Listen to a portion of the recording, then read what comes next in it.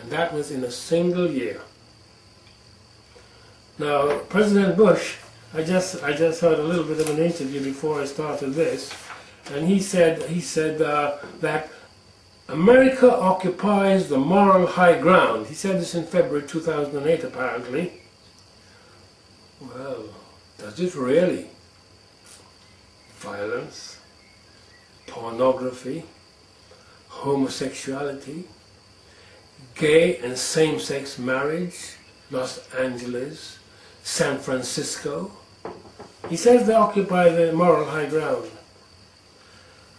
Well, in the United States in 1983, so we're going even further back.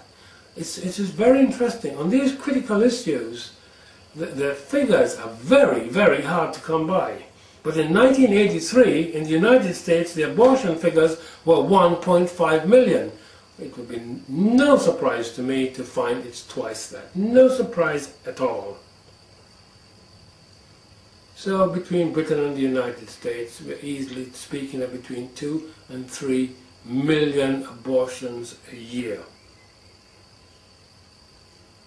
That is a huge, huge figure. You know, and these aborted babies are just treated like rubbish. They're taken out with the rubbish, and most likely they're all burnt just with the rubbish. But they're not rubbish. They are little human beings, made in the likeness of God. And furthermore, God refers to them as His children. So, you know, when God uses the word my, we need to be careful about it. And that applies to every area. He talks about my Sabbaths, my feasts, my commandments, my word. We can't just casually treat it as, oh, it's only God's. We can't do that. Ezekiel 16:20-25, we're going to read the lot. Moreover, thou hast taken thy sons and thy daughters, whom thou hast borne unto me, and these hast thou sacrificed unto them to be devoured. See, they are. You know, I've been talking so much about human sacrifices, you know, and I think this abortion racket is a matter of sacrifices to Satan. I really do. Is this of thy whoredoms a small matter? Ezekiel 16 verse 21. Thou hast slain my children and delivered them to cause them to pass through the fire for them. And that's exactly what we do. We burn them to a cinder. I know some of the churches say, oh, passing through the fire is a process. It's no process. It's a reality. Over and over, you can, if you just check that out, you will see that it says they are burnt. To pass through the fire is to be burnt. Burnt to a cinder. And in all thine abominations and thy whoredoms thou hast not remembered the days of thy youth. You see, here are some of the statistics about Britain.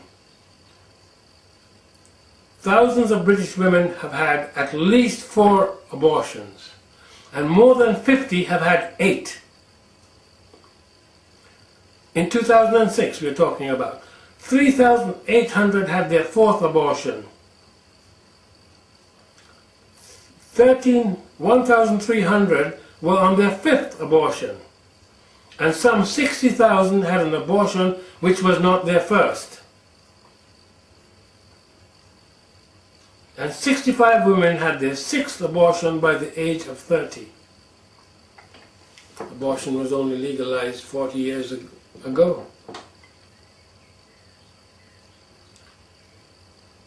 You know, Tory MP Nadine Dorries launched a bid to reduce the time limit from 24 to 20 weeks, claiming it would save up to 2,500 lives a year.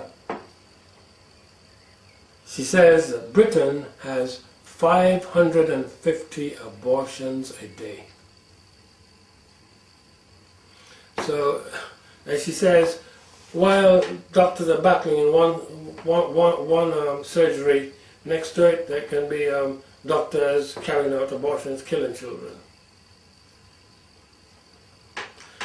You know, we have created all these words to minimize killing, haven't we? Abortion is now a procedure. And we talk about collateral damage in war. That means most times it's people.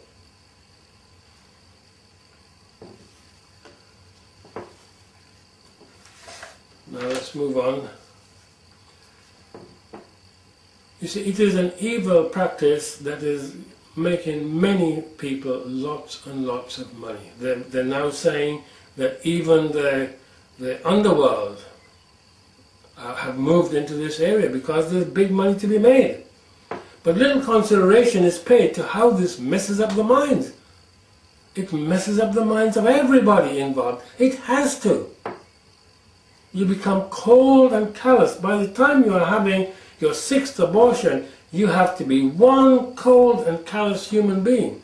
And by the time you are a young doctor having carried out your 10,000th abortion, you have to be cold and calloused. You know, they're actually literally tearing apart, limb from limb, these little people. And then when they reach they've taken everything out and sucked it all out, and you know, I won't even consider 24 weeks. I'm only talking about 10, 12 weeks. Then they have to smash the head. I'm thinking, this is revolting. You see, it's a cause and effect situation. If you put your hand in the fire, you will get burnt. It is inevitable. You know, I'm not sure many women realize what's going on. But it is the taking of a life. It really is. You know, we are drowning in the blood that we're shedding. We really are.